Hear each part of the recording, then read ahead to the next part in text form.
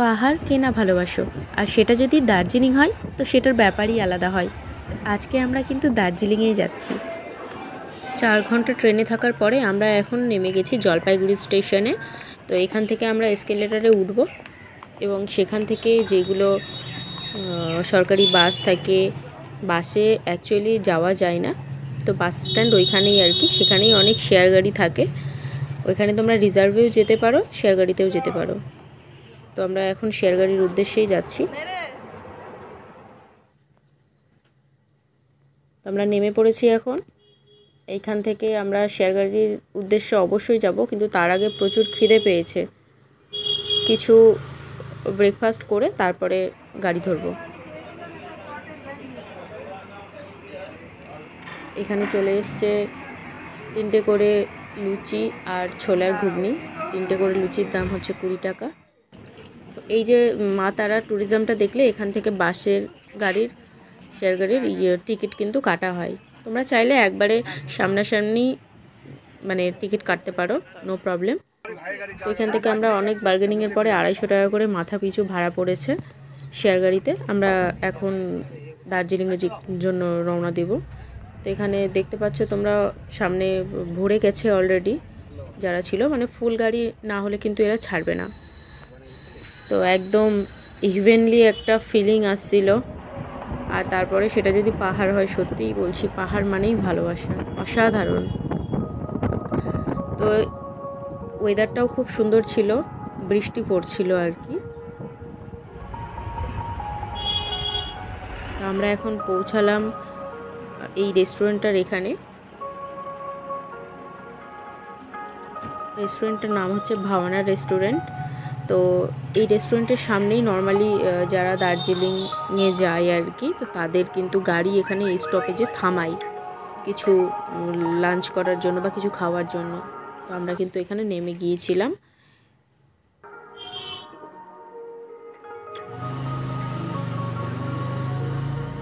সত্যি কথা বলতে মানে দুর্দান্ত লাগছিল, যে কুয়াশায় যে পাহাড়গুলো ঢেকেছিল এবং নিচে ছোট ছোট বাড়িঘর দেখা যাচ্ছিল, এত সুন্দর মনে হচ্ছে সত্যি আমি স্বর্গে আছি। তো এখানে আমাদের গাড়ি ছেড়ে দিয়েছে, আমরা এখন যাচ্ছি আমাদের হোটেলের উদ্দেশ্যে। তো ফাইনালি আমরা কিন্তু দার্জিলিং মেলে পৌঁছে গেছি। এবার ওয়েদারটা দেখো, এই যে বৃষ্টি পড়েছে জন্য রাস্তায় কিন্তু ভেজা ভেজা হয়ে আছে। এই যে টাওয়ারটা দেখছো, এটার নামই কিন্তু ক্লক টাওয়ার। এটা দার্জিলিংয়ের সেই বিখ্যাত ক্লক টাওয়ারটা।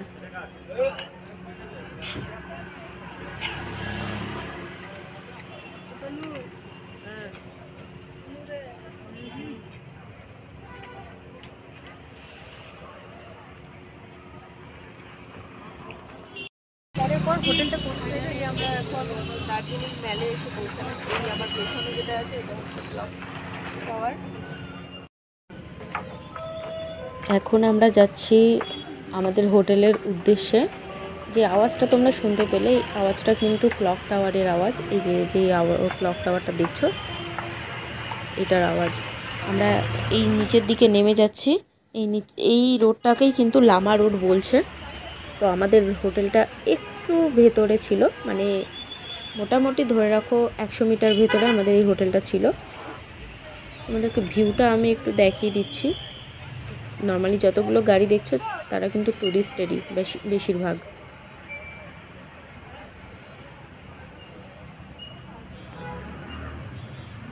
তোমরা চাইলে এই লামা রোডের এইখান থেকে গাড়িগুলো কিন্তু বুক করতে পারো যেখানে যাবে সেই হিসেবে। তো আমরা এখন নিচের দিকে নেমে যাচ্ছি। এই রোডটার নাম কিন্তু লামা রোড, কিন্তু এই যে মার্কেটটা দেখছো সেটাকে বলছে চক বাজার। আমাদের হোটেল থেকে কিন্তু এই চক বাজার মার্কেটটা দেখা যায়। এটার দূরত্ব আমাদের হোটেল থেকে মোটামুটি 5-6 মিনিটের মতো।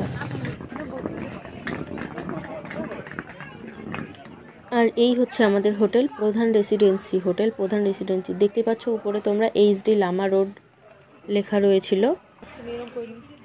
তো যারা দেখতে পাওনি তারা একটু পজ করে জায়গাটা দেখে নিও।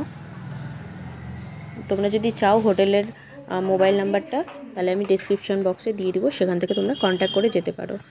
এবার আমাদের রুমটা একটু তোমাদের ঘুরে দেখাই। যে রুমটা দেখতে পাচ্ছ, এই রুমটাতে কিন্তু আমাদের ডবল বেড রয়েছে। মানে আমাদেরকে একটা প্রথমে রুম দিয়েছিল, সেটা আমাদের পছন্দ হয়নি জন্য তারপরে এই রুমটা প্রোভাইড করেছে। এই যে ভেতরটা দেখো। আগে বাথরুমটা দেখাই। বাথরুমটা বেশ নিট অ্যান্ড ক্লিন, মোটামুটি ঠিকঠাকই আছে। এখানে শাওয়ার, গিজারও রয়েছে ঠিকঠাক। এগুলো উডেন আছে, কাঠের হবে। আর আমার এই রুমের একটা জিনিস সব থেকে যেটা বেশি ভালো লাগলো সেটা হচ্ছে বাইরের ভিউ পয়েন্টটা অনেকটা সুন্দর, খুব সুন্দর। দাঁড়াও দেখাচ্ছি তোমাদেরকে, একটু পরেই দেখাচ্ছি।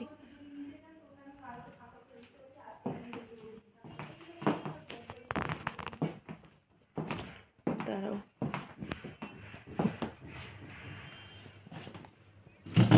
বাইরের ভিউটা না খুব সুন্দর। দেখো, জানালা খুললেই সেই